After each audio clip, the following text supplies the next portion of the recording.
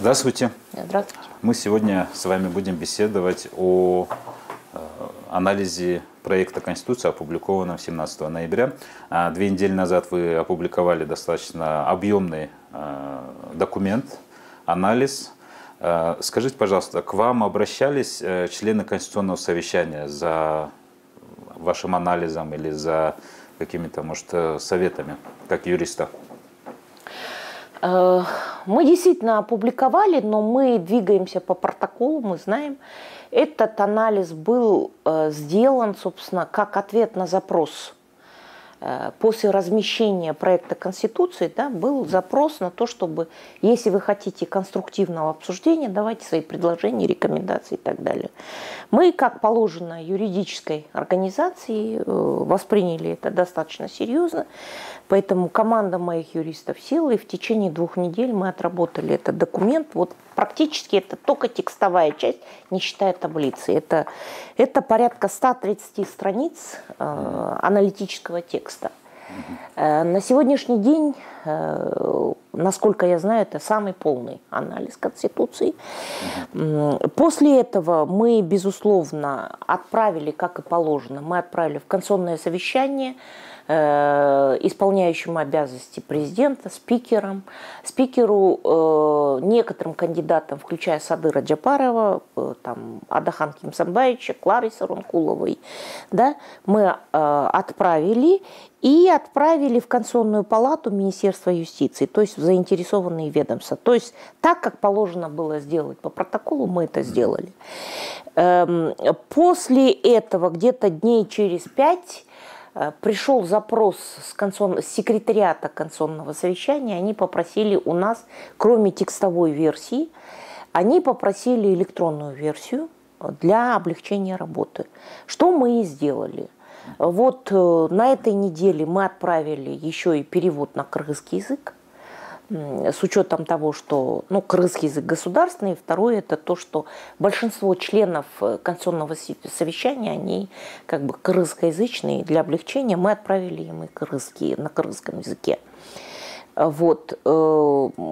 Больше никаких, собственно, реакций больше не было, но то, что реагируют и какие-то наши замечания принимаются, мы узнаем от СМИ, не непосредственно от членов Конституционного совещания, а из СМИ. Вот, по-моему, 2 дня назад мои ребята в каком-то сюжете по Первому каналу, значит, кто-то из членов Конституционного совещания сказал, что они используют в своей работе наш анализ, и что где-то порядка 80% наших рекомендаций они включили.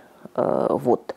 Но какие это замечания они включили? То есть какого-то непосредственного прямого фидбэка вы от Конституционного совещания не получили, да? Нет, мы узнаем только опосредованно через СМИ. И вот непосредственно это когда был запрос на попросили электронную версию.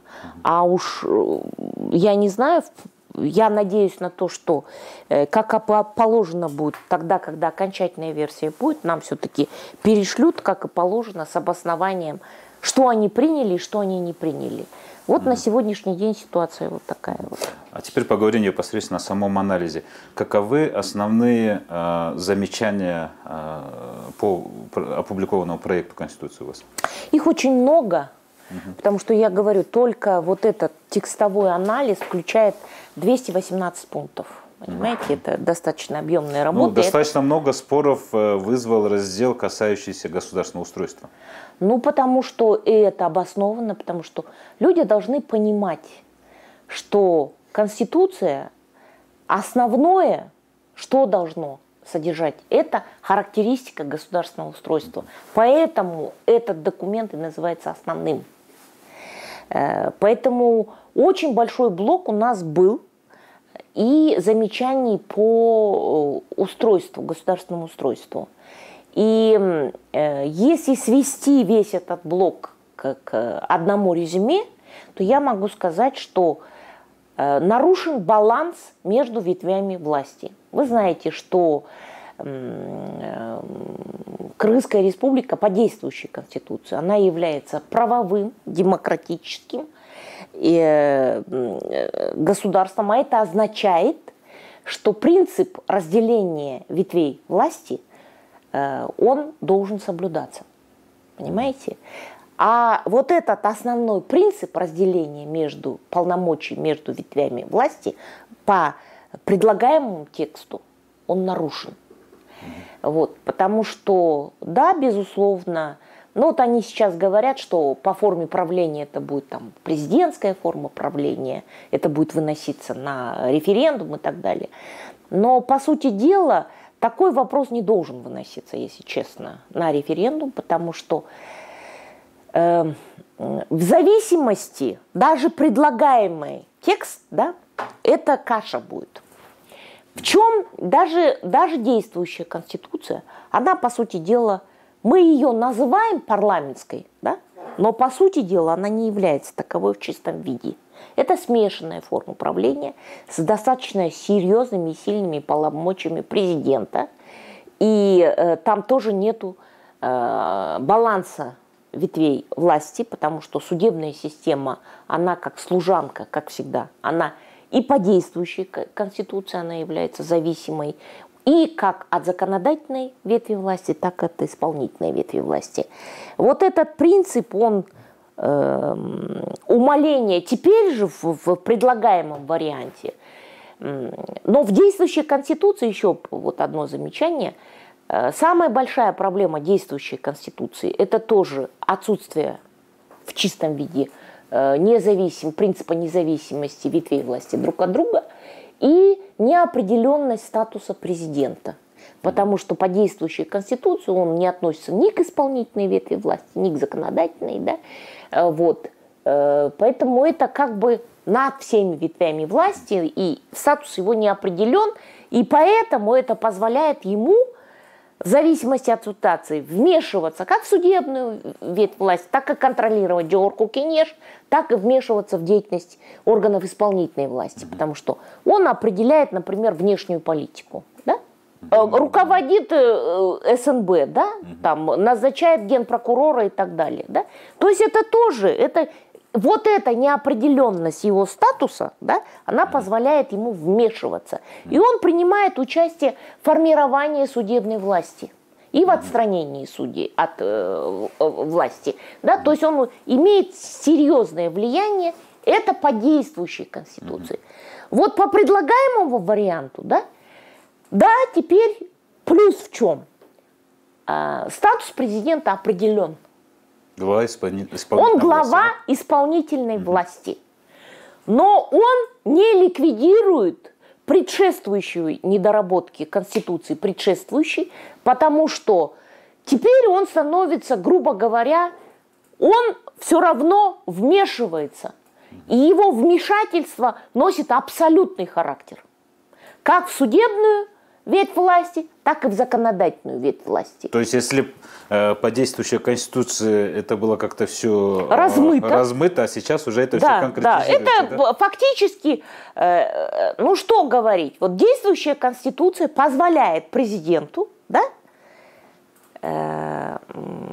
руководить всем, но как бы в определенных случаях он может говорить: но по действующей Конституции я не имею права вмешиваться, хотя все знают телефонное право на суды и так далее. Теперь это становится явным, но при этом с точки зрения теории права, да, это грубейшее нарушение принципа демократического устройства государства и правового, потому что президент обладает как законодательными полномочиями, указы президента носят характер, статус закона, да? Законодательство в области выборов президент, то есть, тоже имеет право менять. То есть он может формировать как законодательную ветвь власти, так и судебную ветвь власти, уже исходя из данных ему легально в соответствии с Конституцией полномочий, что хочу, то и делаю. Он может назначать вплоть до аильных кенешей и так далее. То есть это абсолютная власть. Вот. К чему это приведет? Может привести в случае принятия Конституции в таком виде? Это будет продолжение нестабильности. Это будет продолжение нестабильности. Сама по себе президентская форма правления, она сама по себе,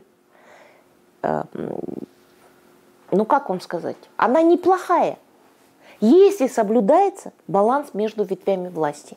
Например, возьмем американскую систему. Это президентская система, но там суд независим, и Конгресс и Сенат тоже независимы. И оба эти органы обладают достаточными сильными полномочиями, да, для того, чтобы призывать к ответственности президента. Понимаете? По предлагаемому варианту это сделать будет невозможно. Понимаете? Вот в чем дело. Но там предлагается такой институт, как Курултай, который может брать отчет у законодательной ветви власти, у президента и так далее. Ну, это институт Курултая. Он даже по предлагаемому варианту, он даже не введен в систему государственного управления. Понимаете? Но при этом обладает распорядительными и контрольными функциями.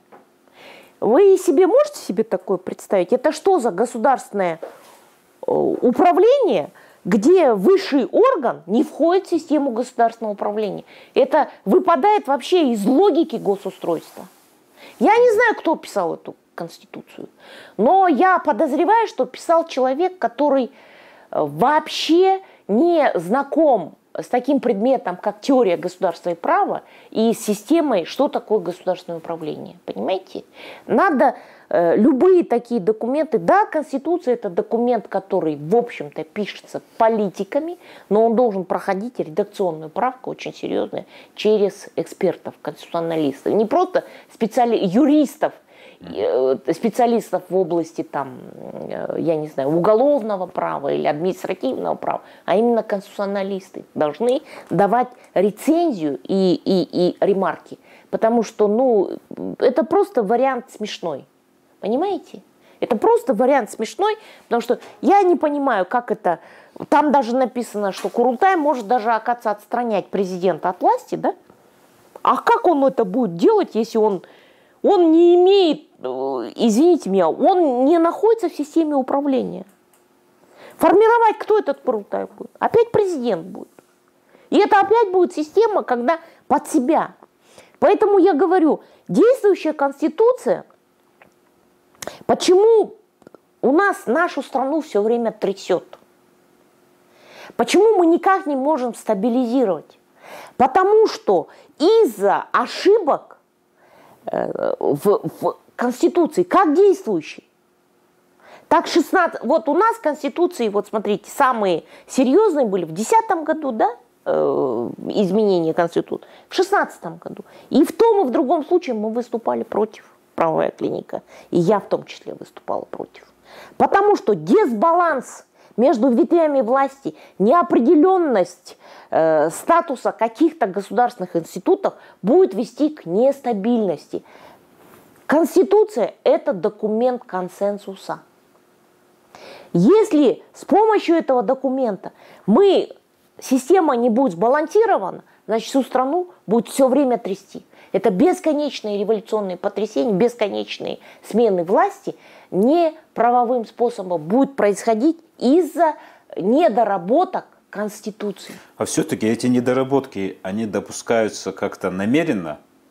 Или все-таки все дело здесь в непрофессионализме? Потому что вы упомянули, что Конституцию пишут политики. Я думаю, что и то, и другое. Я думаю, и то, и другое. Потому что вся проблема заключается, вот дьявол кроется в деталях же, да? Дьявол кроется в деталях. Вы можете назвать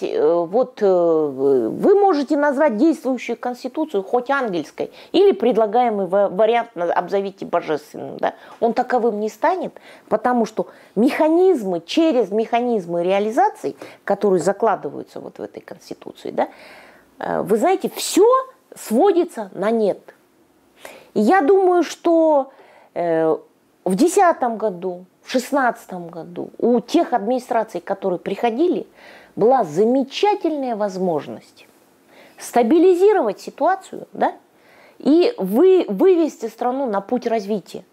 Одним из условий этого является привлечение к работе профессионалов.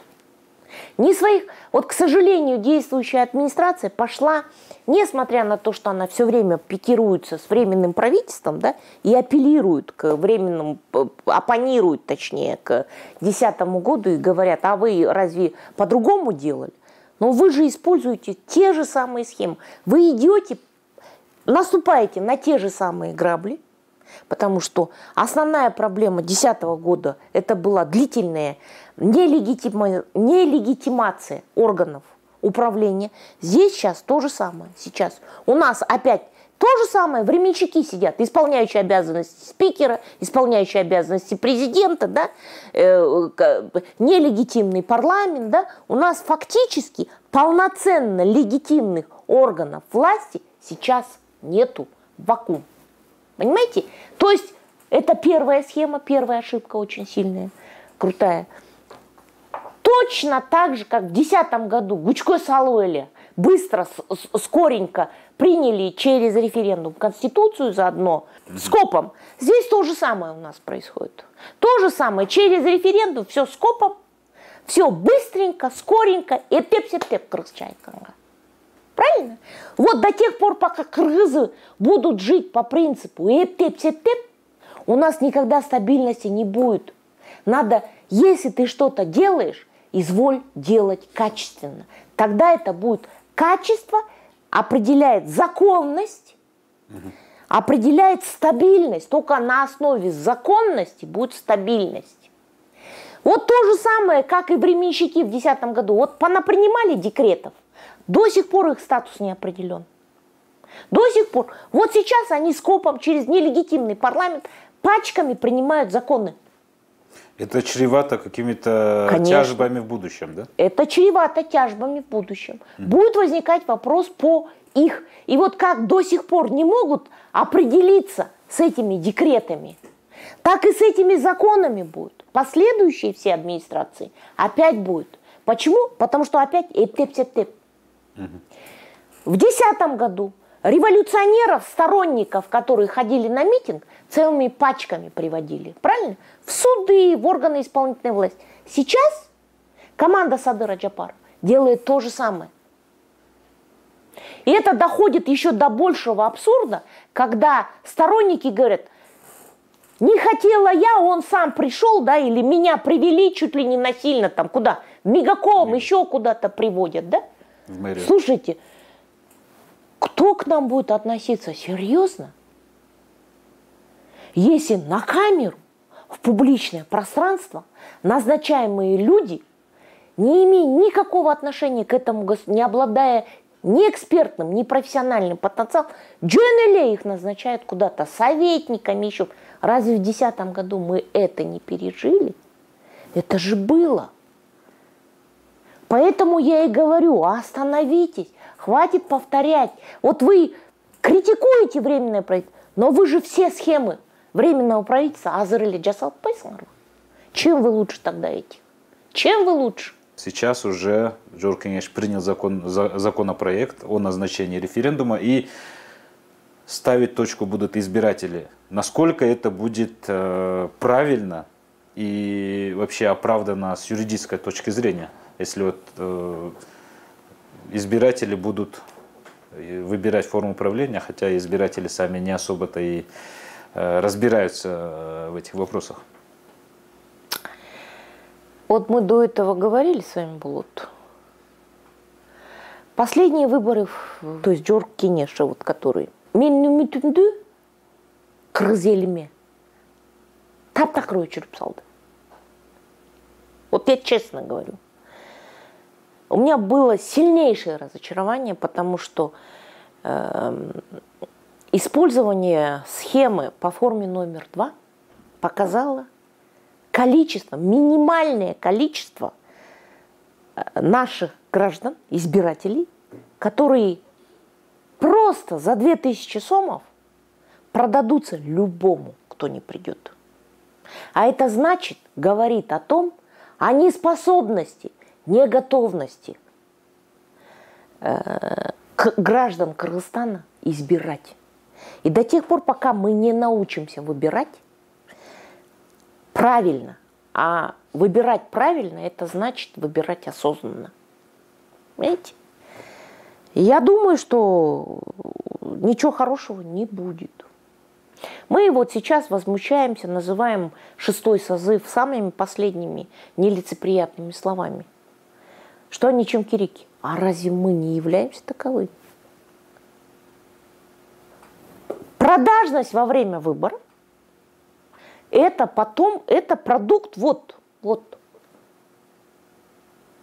Поэтому я сомневаюсь, я еще раз говорю, до тех пор, пока простые граждане не научатся брать на себя ответственность за свой выбор, взывать к совести тех, кого мы избрали, или политической элиты, как угодно назовите их, да, будучи сами бессовестными, не совсем честно. Поэтому, на мой взгляд, сейчас что меня... Мы находимся в ситуации перманентной гражданской войны. Мы все время воюем друг с другом. Воюем с бакиевцами, воюем с акаевцами, воюем с атамбаевскими, воюем там, я не знаю, с временщиками. Да? Сейчас вот яростно не принимаем джапаровских. Да? И это является источником, нас все время трясет. Вот сейчас вы посмотрите, что творится с воздухом.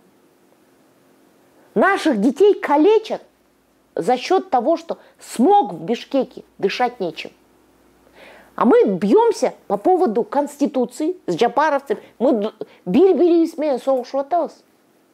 понимаете? И бесполезно это делать, потому что, как оказалось, атамбаевские нисколько не лучше бакиевских. Джапаровские не лучше временщиков. Вы делаете то же самое. Но взывать к их совести мы, граждане, можем тогда, когда хотя бы большая часть наших граждан будет приличными. Мы все сидим на взятках. Все абсолютно. Вот просто, вы знаете, вот посмотрите. Врачи, учителя, журналисты. Вот ваши братья.